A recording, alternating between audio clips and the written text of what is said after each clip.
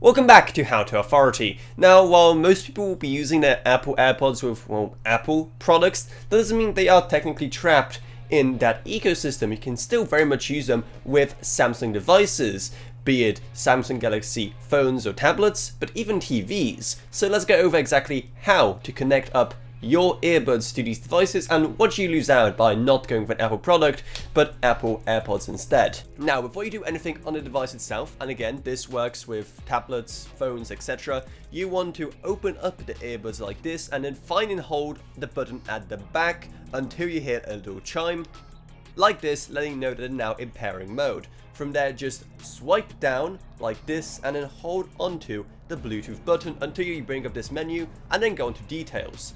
From there, you want to go all the way down onto available devices and wait around until these show up, as you can see they're right there, and then just click on them, click pair again, and just like that, they'll be connected. You can even connect them up to a Samsung TV as well. Simply go into settings and then all the way to Bluetooth. Follow the same steps to get the AirPods into pairing mode, and they should once again show up for pairing. That makes it a pretty convenient way to enjoy content on TV without disrupting others by listening on speakers.